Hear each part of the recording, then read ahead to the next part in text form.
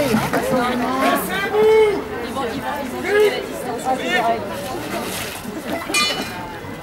Alors le petit rigolo qui répète mes ordres, c'est le sergent de ligne. Pourquoi il le fait après moi? Parce qu'en position de combat, c'est le seul à savoir quand c'est le moment. Ça vous fait rire? Non. Non, non. Calme! Calme! Alors cette position de combat, elle est utile quand nous sommes devant une force supérieure en nombre. Le but du jeu, c'est d'arrêter l'avancée de l'ennemi, de bloquer un accès. Mais là, on n'arrêtera pas spécialement une charge de cavalerie avec ça. Juste des ennemis armés. Ce qu'il faut savoir, c'est que nous affrontons, ce sont des milices locales, quelques guerriers professionnels, à la tête un chef de fief, pas quelque chose de dangereux pour nous. Par contre, ils sont supérieurs en nombre, donc on se protège derrière un mur de bouclier. Pour ce qui est de se protéger d'ennemis un peu plus dangereux, vite! On a une autre position de combat, et je vais avoir besoin d'un volontaire. Tu veux y aller? Non. Tu veux y aller? Non? Bon, alors faut grand-mère répondre que ça. Ils vont copier les romans, là. Ouais. Vas-y. Après le repas, c'est un peu dur. 2 kilos de viande, ça brasse un peu. Alors comme je disais, je vais avoir besoin d'un volontaire. Moi je veux bien leur taper sur les boules. Non, toi tu restes là. Toi, approche. Ah, il est viking, il a de la fourrure. T'es un petit viking à voir. Alors je voudrais que tu me dises si ça c'est solide. Alors tu vas donner des coups de pied. Tu vas taper dedans et tu vas me dire si c'est solide.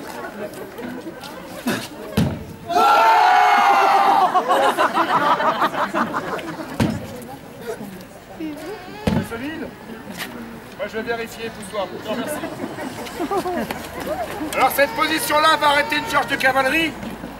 Si un ennemi dangereux arrive par là, généralement à cheval, nous avons la 3e ligne qui est composée des adolescents, des jeunes guerriers et des Shilmeden, les femmes, les servantes du bouclier, les dames, vont s'amuser à arroser de javelines, de pierres et de flèches l'ennemi qui va arriver. Si j'arrive à porter un mur des pieux, alors celui-là je l'aime bien.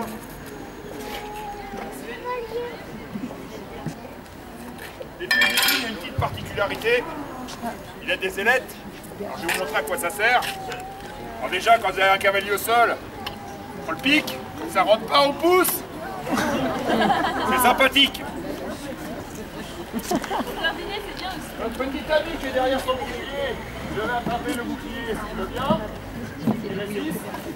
Et je vais le piquer derrière. Très belle arme, j'adore. Alors je disais qu'on va vérifier la solidité du bouclier. Alors moi je suis un guerrier lourd, très lourd. Mon rôle c'est de percer le bouclier pour que mes troupes légères passent derrière.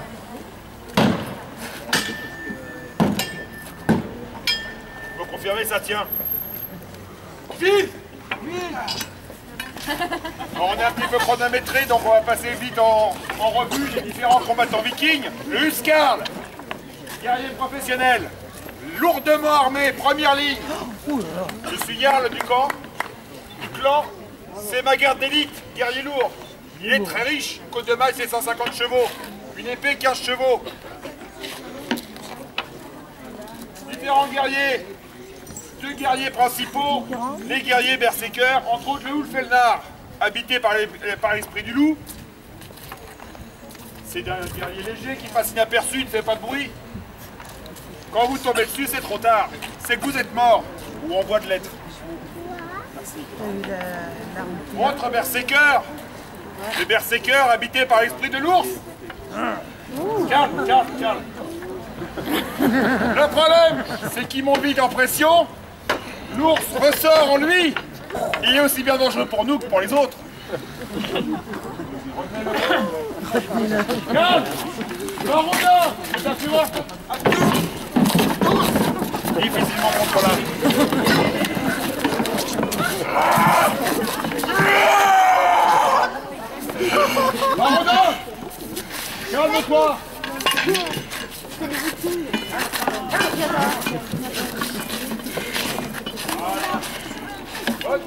Tu veux être viking comme ça, grand?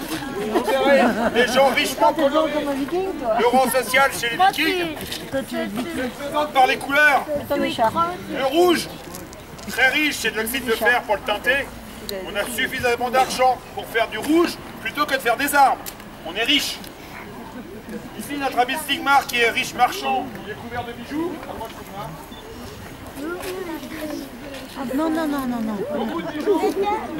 De la couleur. Le violet fait de lapis lazuli d'Alexandrie et d'oxyde de fer hors de prix. Nos femmes, bien sûr, le rôle de la femme chez les Vikings est important. Elles sont chargées de la maison et maîtresses du foyer.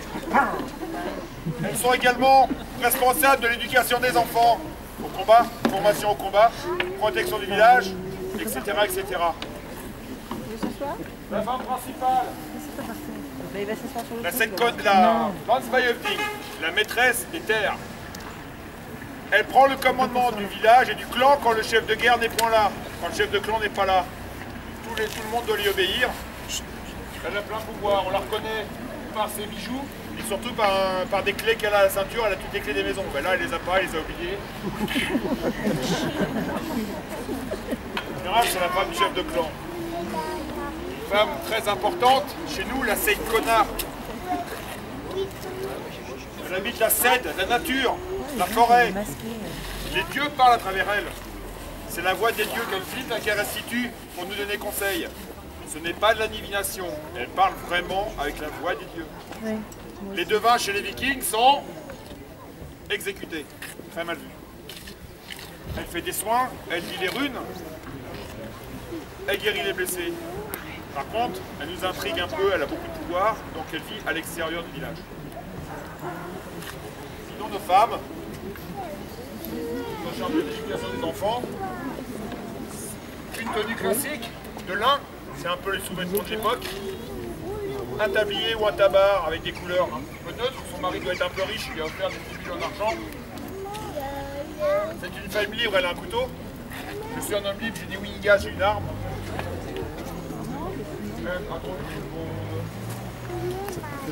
Nous avons ici le Jarl, le commandant qui est venu avec ses guerriers pour m'aider. Commandant des guerriers, il y a des couleurs vives, quelques armes. Il a préféré l'âge plutôt que l'épée. Il est certainement moins riche que moi, puisque j'ai une épée. J'ai choisi la hache de combat à une main, qui pique de la même façon. Même façon.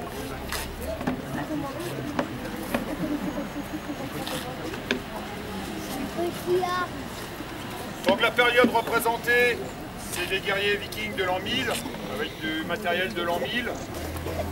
La période viking, 845-1066, donc Paul Charlemagne, hein, la fin de la tombée du royaume franc, invasion de vikings, d'abord à l'est de l'Angleterre, toutes les côtes, France, Espagne.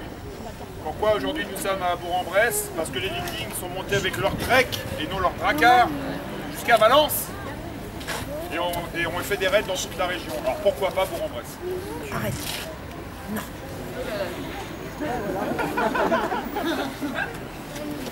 On va finir très vite, malheureusement, parce qu'il y a notre spectacle qui commence derrière. Vikingers! On inspire! On inspire. Allez, attaquez, va vite. Alors, bande de mécréants, vous opposez à nous en faisant un mur de guerriers? Ouais. Êtes-vous prêts à regretter votre geste? Ils vont foncer. Barrons-nous, barrons-nous.